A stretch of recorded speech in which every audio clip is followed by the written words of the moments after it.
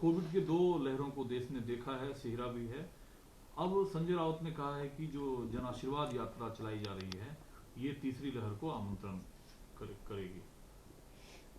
देखिए, किसी हद तक तो उन्होंने सही कहा है, क्योंकि जो पिछला अनुभव है, जिस तरह से पश्चिम बंगाल, आसाम और दूसरे राज्यों में भारतीय जनता पार्टी या कहिए चुनाव आयोग ने चुनाव को जिस तरह से लंबा खींचने का कोशिश किया और एक लंबे समय तक चुनाव अभियान चलता रहा, उस कारणवश पूरे देश में उसका बुरा असर हुआ और कोरोना का जो दूसरी लहर आई उसमें उसमें उसका बहुत बड़ा योगदान रहा।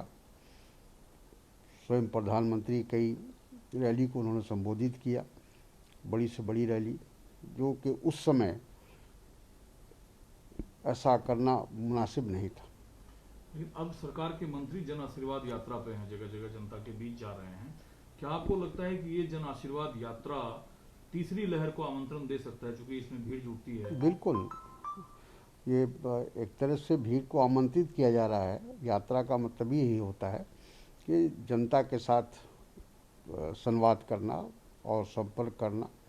तो ये ये यात्रा जितनी दूर तक जाएगी, वहाँ तो लोगों को जो कोविड का जो गाइडलाइन है उसको बनाए रखना बहुत मुश्किल होगा। लेकिन इस तरह के जन आशीर्वाद यात्रा की तुलना केंद्रीय मंत्री हरदीप पुरी ने कहा है कि मैं आपको याद दिलाना चाहता हूं, जब बिना मास्क पहने आप लोग एक जगह एकत्रित होकर सदन में वेल में देखे गए, तब आपको इन चीज़ों की याद नहीं रही? देखिए, वो जो भी बात करें, लेकिन सवाल ये है कि ये जो सीधे ये मामला जनता से जुड़ा हुआ है, लोगों से जुड़ा हुआ है, और अगर वहाँ भी किया लोगों ने तो उसके लिए भी सरकार जिम्मेदार है। जो स्थिति वहाँ उत्पन्न हुई सदन के अंदर, अगर सरकार चाहती तो बातचीत का रास्ता निकालती और विपक्ष को विश्वास में ले लिया होता तो शांति से वहाँ सदन की कार्रवाई चल सकती थी। सर, भाजपा के उत्तर प्रदेश के अध्यक्ष हैं, उन्होंने कहा जो लोग उत्तर प्रदेश में आतंकवादियों के शुभचिंतक बन रहे हैं, उन्हें याद रखना चाहिए कि उनका प्रधानमंत्री और मुख्यमंत्री कौन है। क्या अर्थ है इस बयान के? देखिए, इस तरह की बातें करने से कोई फ़र्क नहीं पड़ता है। आतंकवाद के ख़िलाफ़ सारा देश है और सारा देश उससे लड़ने के लिए तैयार है। इसलिए किसी की तरफ इशारा करना या किसी समुदाय की तरफ इशारा करना ये मुनासिब नहीं। दूसरा सर, अब मुस्लिम ने कहा है कि तालिबान का जो अफगानिस्तान पर जीत है वो काबिल तारीफ है, इस पर काफ़ी बहस तेज है।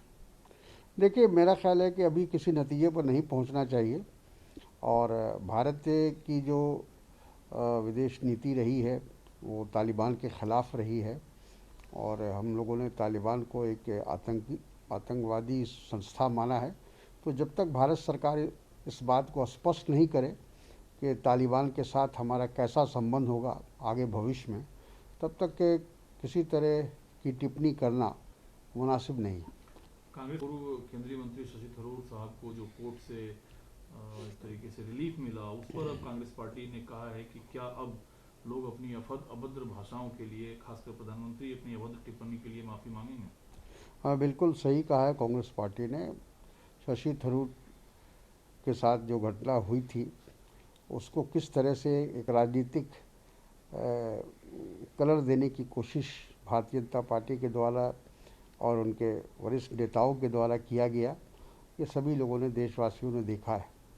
और आज जिस प्रकार से कोर्ट ने उनको निर्दोष सिद्ध किया है या साबित किया है, उससे बात तो स्पष्ट हो गई है कि ये पूरा एक षड्यंत्र था शशि थरूर को उलझाने का। खासकर खाद्य तेलों की महंगाई को लेकर सबसे ज़्यादा बातें होती है। केंद्रीय मंत्री ने कहा है कि 11,040 करोड़ रुपए की वित्तीय पैकेज जो है वो राष्ट्रीय मिशन के तहत दी गई है, जो तिलहन और पाम क्षेत्र में उत्पादकता को बढ़ाने के लिए खर्च किया जाएगा। देखिए, अब आगे क्या होगा कहना मुश्किल है। आज तो जो लोगों के सामने जो परेशानी है खाद्य तेल को लेकर, ये तो सभी लोग महसूस कर रहे हैं। आज आम आदमी का और मिडिल क्लास के लोगों का जिस तरह से महंगाई हुई, सिर्फ खाद्य तेल की महंगाई नहीं है, हर चीज़ वस्तु की कीमत बढ़ती चली जा रही है। और ऐसा लगता है कि सरकार का कहीं कोई नियंत्रण नहीं है महंगाई को रोकने के लिए, उस पर अंकुश लगाने के लिए। सर, और इसलिए कि सरकार की जो नीति है वो बड़े जो उद्योगपति हैं, बड़े जो कॉरपोरेट हाउस है, उसको प्रोटेक्शन देने का रहा है। और इसीलिए आज कॉमन मैन को इस महंगाई को झेलना पड़ रहा है। सर, जेम्स का भारत बड़ा पक्षधर देश रहा है। सुप्रीम कोर्ट ने अपने एक अंतरिम आदेश में कहा है कि अब एनडीए की परीक्षा में महिलाओं को भी बैठने का अनुमति देना होगा। देखिए, अच्छा जजमेंट है, अच्छे सुप्रीम कोर्ट का अगर ऐसा फैसला है या निर्देश है तो मैं समझता हूँ कि अच्छा है। महिलाओं को भी पूरा मौका मिलना चाहिए। आज से दुनिया के अंदर हर क्षेत्र में महिलाएं आगे हैं और बराबरी से मर्दों की बराबरी कर रही हैं।